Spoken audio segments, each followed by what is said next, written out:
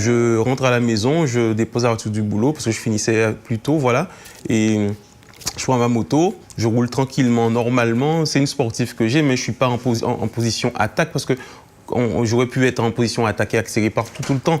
Mais ça n'a pas été mon cas. Je roule tranquillement, je me faufile tranquillement. Bim, et le véhicule, il m'a heurté. Je n'ai même pas vu comment je suis monté. J'ai été éjecté et je suis tombé tout de suite sur le dos. Je comprends même pas ce qui m'arrive parce que je me retrouve par terre et en quelques secondes, en même pas 2 secondes, il m'a tapé et j'étais déjà étalé par terre sur le dos.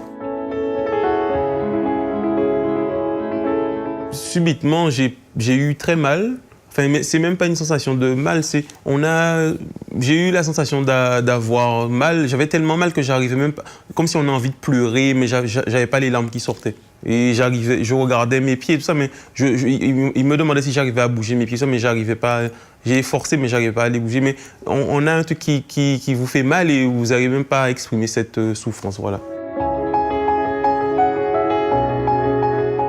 C'est une paraplégie incomplète.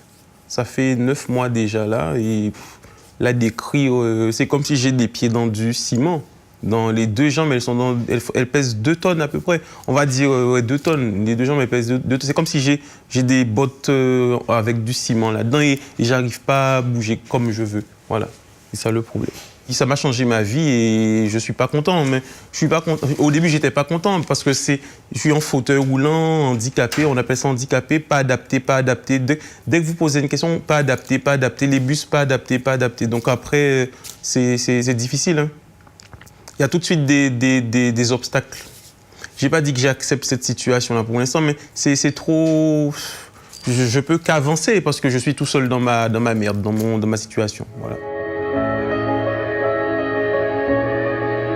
Parce que je suis une victime de la route et que ça m'a un peu intéressé, ça m'a sensibilisé parce que moi, j'ai été fauché par une personne qui m'a pas vu, voilà, qui m'a pas vu dans son rétroviseur, voilà.